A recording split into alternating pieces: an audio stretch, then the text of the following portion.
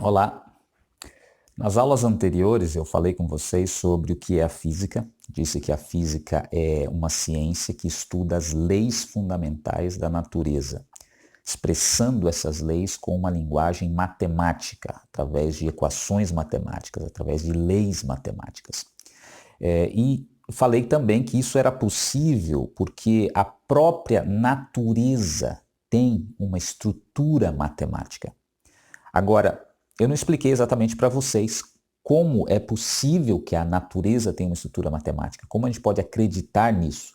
Eu falei que Newton, que Galileu, os fundadores da ciência moderna acreditaram nisso e fundaram a ciência que eles estavam produzindo em cima dessa ideia. Agora, hoje, eu quero mostrar exatamente na prática como é possível a gente entender que a natureza tem uma estrutura matemática. Então vem comigo, eu vou mostrar para vocês, para a gente entender essa questão de uma vez por todas. Vou explicar para vocês como é possível que a matemática, que a natureza tenha uma estrutura matemática. Tá? Então, para a gente entender isso, em primeiro lugar, a gente tem que entender o que é a matemática. Vocês muitas vezes aprendem as regras da matemática, mas vocês às vezes escapa de vocês sobre o que é a matemática essencialmente falando. Então veja, a matemática basicamente é a relação de identidade entre duas coisas. Então, por exemplo, se eu coloco aqui dois objetos e digo que esses dois objetos são iguais, então eu estou estabelecendo uma relação de identidade. Todo esse sinal aqui todo mundo conhece da matemática, o sinal de igualdade. Isso é igual a isso.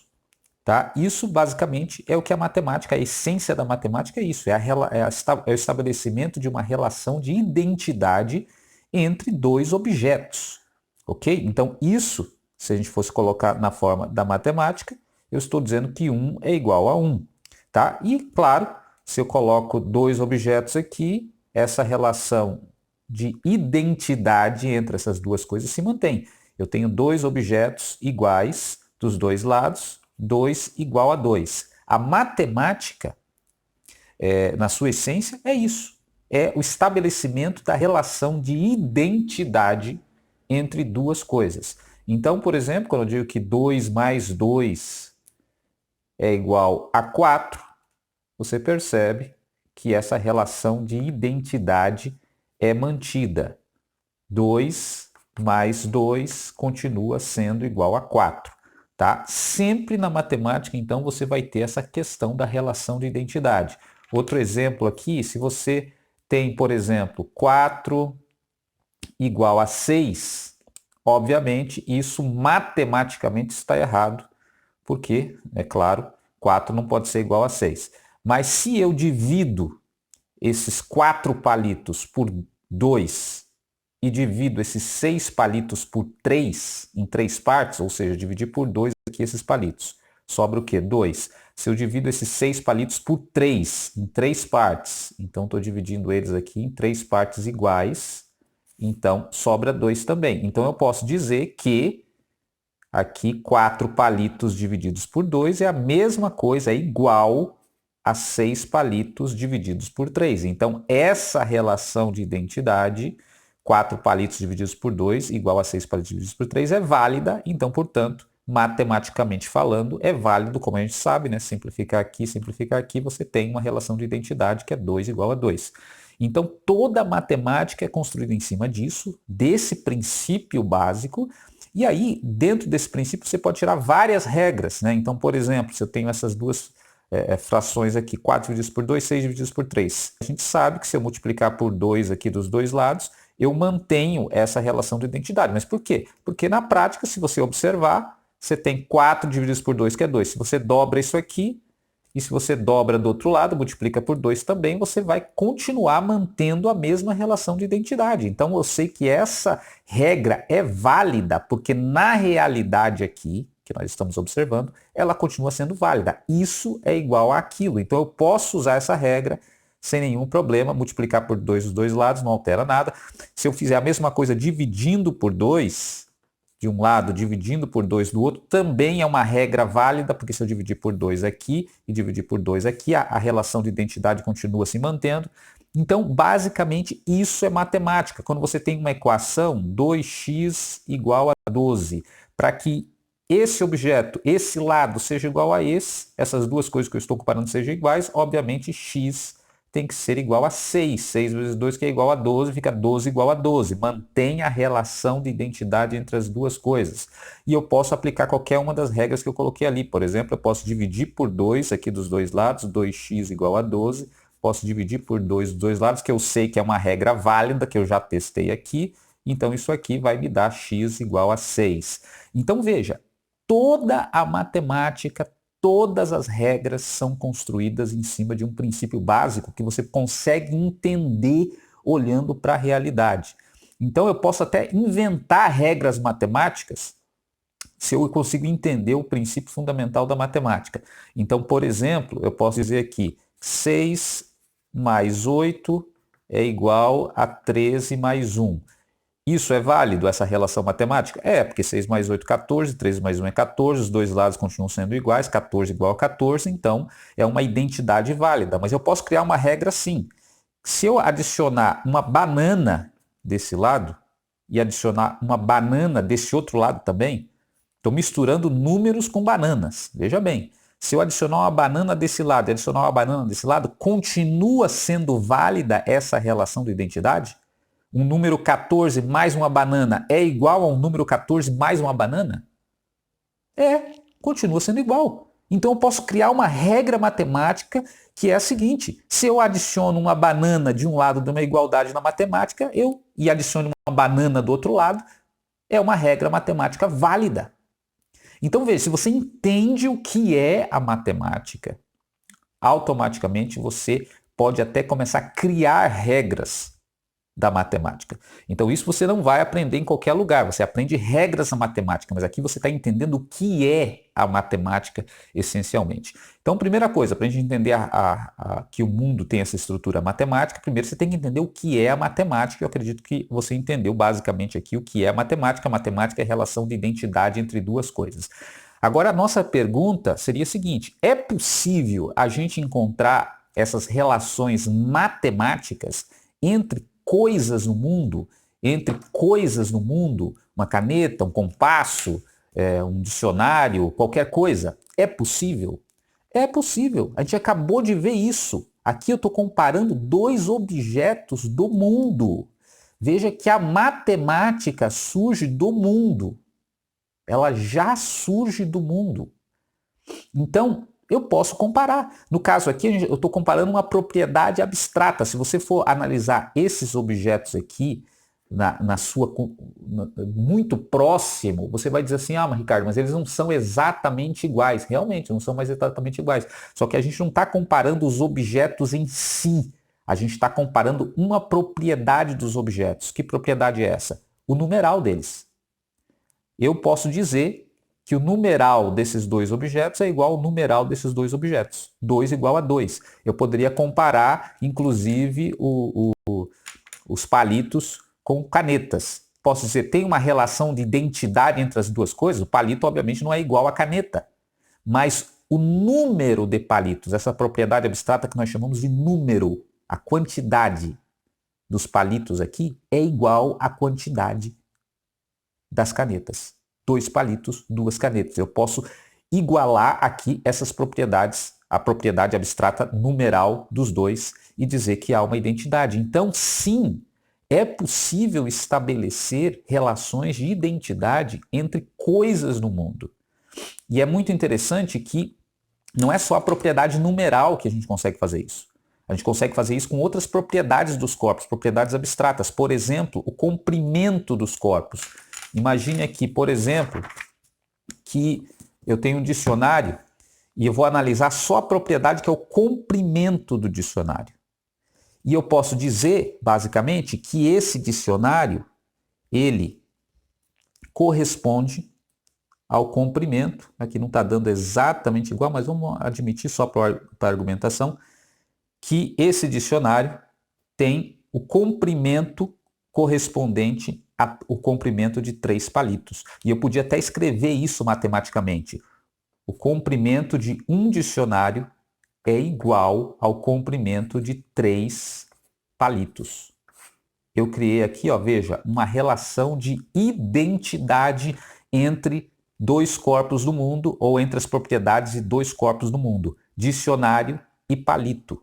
Isso é matemática. Eu encontrei uma relação matemática entre propriedades de objetos no mundo. E eu podia fazer isso com outras coisas também. Por exemplo, eu poderia ter uma balança, aqui, por exemplo, uma tábua que é com ponto de apoio, que é como se fosse uma balança, e eu poderia colocar o dicionário aqui desse lado e ver quantos palitos eu preciso para ter uma equivalência no peso agora do dicionário e dos palitos. Eu posso chegar à conclusão que o peso de um dicionário é igual ao peso de 1000 palitos. Isso é uma relação matemática que eu encontrei entre as propriedades abstratas de corpos do mundo, no caso, o peso de um corpo e o peso de outro corpo. Então, quer dizer, estou encontrando relações matemáticas entre corpos de um mundo. Então, veja, um instrumento de medida, portanto, ele é construído assim, estabelecendo relações matemáticas entre corpos no mundo. Então, por exemplo, vamos pegar aqui uma folha limpa. A gente pode dizer que, a partir de agora, um palito é um instrumento de medida que eu consigo usar para medir qualquer outra coisa. Pode ser um dicionário para medir, pode ser medir uma caneta e assim por diante. E eu posso pegar agora o meu instrumento de medida, que é um palito, e fazer uma subdivisão nesse instrumento de medida. Então, por exemplo, eu pego o meu instrumento, que é o palito, e subdivido ele em partes iguais para ele me servir com mais precisão como um instrumento de medida.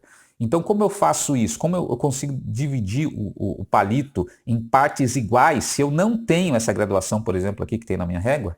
Eu não tenho, porque eu ainda não inventei o meu instrumento de medida, né? Então, vamos imaginar assim que eu só peguei a medida do palito. Então, aí entra a geometria.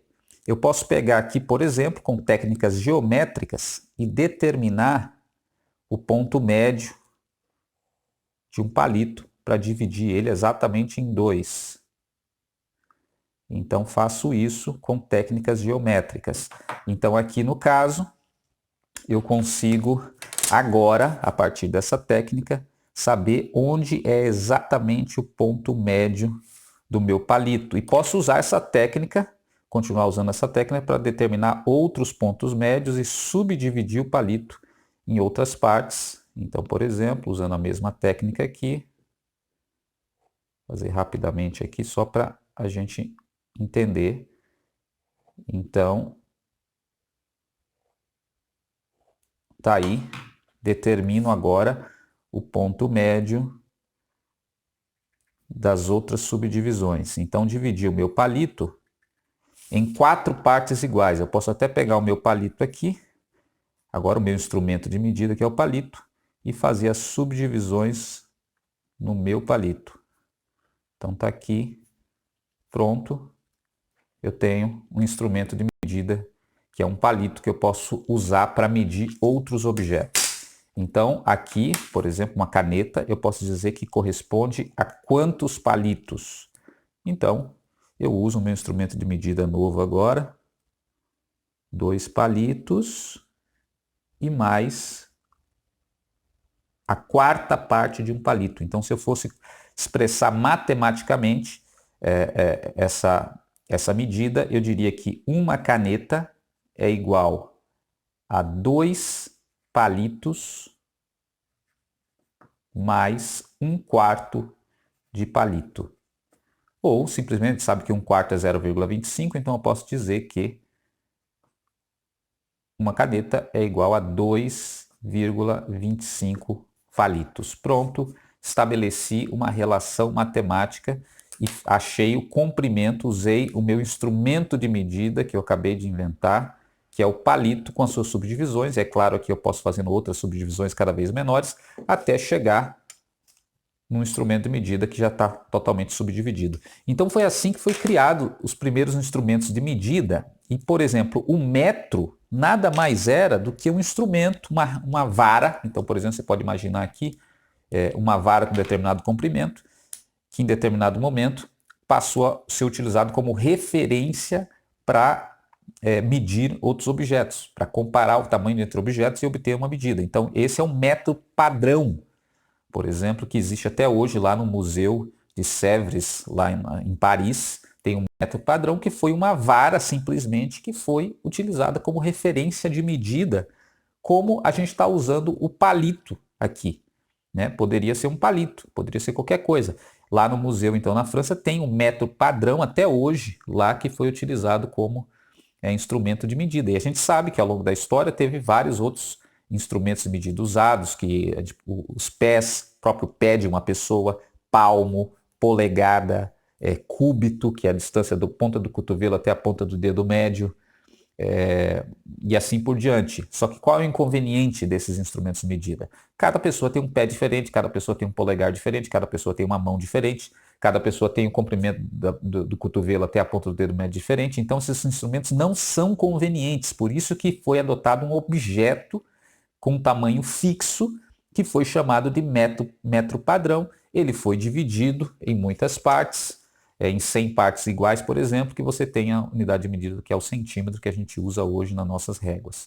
Então, veja que o que interessa aqui, o que é importante aqui a gente lembrar, é que a medição de um objeto na verdade, você encontrar relações matemáticas entre dois objetos.